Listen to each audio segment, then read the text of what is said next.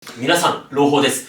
ダイエットに糖質制限は必要ありません。皆さんこんにちは、ズボランザレの深井です。今日はサブチャンネルで、糖質制限について話していきたいんですが、僕は糖質制限、食事の知識がないので、専門家お呼びしました。整えて体のコンさんです。こんにちは。こんにちは、コンさんです。よろしくお願いします。お願いします。お願いします。いや、まさかのですね、コンさんもうダイエットの専門家なんですが、糖質制限を進めてない。そうですね、僕は進めてないですね。はい、でも、やった方がいいんですか？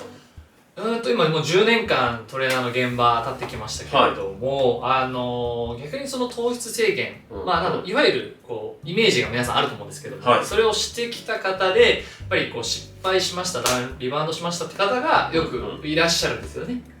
でも1回は成功してるんですね。成功したというのか、どこを成功したというかなんですけど、結局リバウンドしちゃったりとか、あとはそうですね、やつれたとかそういうのすごい聞くんです。そう。はい。だからそれどうしたらいいですかっていう相談が、やっぱりあるんですよね。だからそれをもうシンプルに米食えって言ってるんですけど。はい。別に控える必要ないっていうよりも逆に取ることを推奨してる。そうですね。もう取ってくださいって言ってますね。じゃあ例えば僕だったら、甘いものとか、あとレモンサワーに次甘いレモンサワーとか好きな、それをまた話す別。一番そのダイエットっていう多分この大きなテーマがあると思うんですけど、そこに向けてっていうんだったら一番最悪なのは糖質かける脂質をガッチャンコすることなんですね。結局その組み合わせで太っちゃうので、例えばレモンサワーだけとか、今言ったお菓子だけならいいんですけど、そこに脂質がボーンなってくるとポヨーンってなります。脂質って例えば具体的にどういうもの？例えばレモンサワーにじゃあ唐揚げつけましたとか、いわゆる皆さんね、油のイメージですよね。なるほどなるほど。お菓子も例えば洋菓子って油すごい使ってるじゃないですか。カステラとか。カステラはね和菓子なんで。そうか。ケーキとか。ケーキショートケーキとかシュークリームとか。だけど逆に和菓子って全く油がないほぼないんですよね。どら焼きとか。そういうのは全然 OK って言ってますね。なるほどなるほど。そうだから基本的な考え方として必要なカロリーあるじゃないですか。でカロリーって3つの栄養素でできてるんですよ。その糖質が入ってる炭水化物、タンパク質、脂質ですよね。でこの炭水化物は僕が食事指導の元にしてるガイドラインって日本肥満学会っていうところからあるんですよ。肥満学会ちゃんとあるんですよ。そこから出てる肥満症診療ガイドラインってあるんですよ。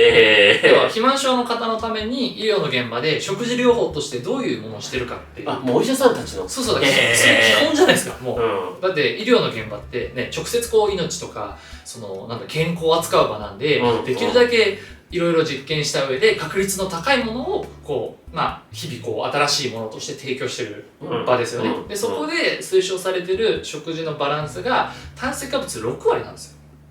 結構取りますよ。それって一般的に例えば YouTube とか結構それ発信してる人いるじゃないですか。でそういう人っていないんですよね。6割はいないですね。聞いたことないですね。Twitter とかではね、お米ちゃんと食べましょうって言ってくださってる方はたくさんいますけど、なかなか YouTube だと数は少ないかな。何人かはいますけど、あんまり少ないですね。すごい、じゃあ例えばなんですけど、レモンサワーと唐揚げぐらいんですけど、じゃあレモンサワーを飲みながら、焼き魚定食とかは OK？ いいと思います。いいんだ。そう、脂質がでもその焼き魚が例えばサバとかだと結構脂質はすごいじゃないですか。アジだったらいいですね。アジだったらいいんだ。白身とかだったら全然ですね。あとはマグロの赤身のお刺身定食とか。だったらそうビールでもいい？いいでしょう。なるほど。そう、アルコールの考え方も結局アルコールのグラム数なんですよ。でアルコールのグラム数？アルコールのグラム数で、一般成人でだいたい1日って 40g ぐらいのアルコールが適正量って言われてるんですよ。で缶ビール500ml の缶ビール 500ml で 5% アルコールがあるんで、ってことはあれ1本で 25g のアルコールなんですよね。なるほど。だからあれぐらいならって感じです。500ならいいのか。それ 500ml のそれにタラとかアジとかその油の少ない焼き魚定食だったら OK ってことですよね。じゃあストロング缶とかの 8% だから5、8、10で 4g だから、そうです。ギリギリセーフとか。OK もうみたいな。なるほど。でもそこにデザートで和菓子ならいいけど、はいデザートで洋菓子いっちゃうとやばい。アウトですね。脂質アウトですね。僕はまあ、大きな声で言えないんですけど、リポビタン D とか、モンスターとか結構僕飲むんですけど、そういうことなんですか今もそこにね。あるんですけど。でそれも、結局は糖類なんで、あ、そうだからか、そうか。脂質ではないじゃないですか。はい。だからもちろん結構強めの糖なんで、取りすぎはちょっと何とも言えないですけれども、はい。だから脂質を取らないっていう前提だったら、ダイエットにおいては全然 OK です。逆になんか、意地悪じゃないんですけど、はい。唐揚げ食べるときは甘いものとか糖質そんなければいいってことですか？ああ、よく気づきましたね。っていうこと？はい。あ、なるほど。はい。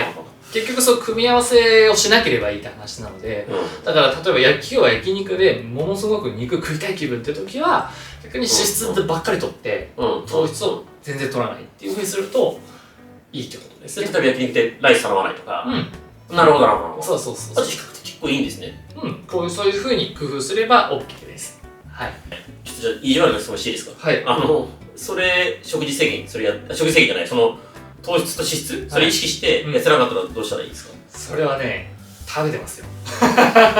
今まで全然食べてないんですけどっておっしゃった方の食事見たらやっぱり食べてるんで、これ何が課題かっていうと、やはり何に糖質が含まれていて脂質が含まれているかってことをただ知らないだけだと思うんですよね。イメージで例えばじゃあこの栄養素が含まれてるのって、というふうにやっていくとなんとなくでやっぱり食事って作り上げちゃうんで、だからちょっとめんどくさいんですけれども、1日2日ぐらいよく食べるもののその栄養素調べてみるといいと思います。それだけでもなんだろう、いつも使うところでは計算ができるので全然変わってきますね。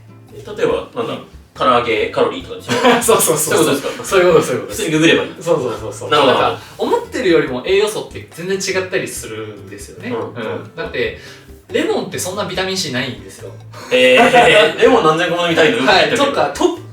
全然ないんで。レモン食べるぐらいならパプリカ食べてた方がビタミン C 取れるんですよね。っていうふうにやっぱり意外とそれなんだっていうふうな栄養素っていっぱいあるんで、だから意外とタンパクなかったりとか逆にあったりとか、逆に脂質も同じですよね。これこんなに油あったんだとか、なるほど。そういう発見って結構あると思うんで、だから1日2日だけでいいんでいろんな食材見てみると発見があると思います。なるほど。やっぱ食ってたわみたいな。わかりました。はい。ありがとうございます。はい。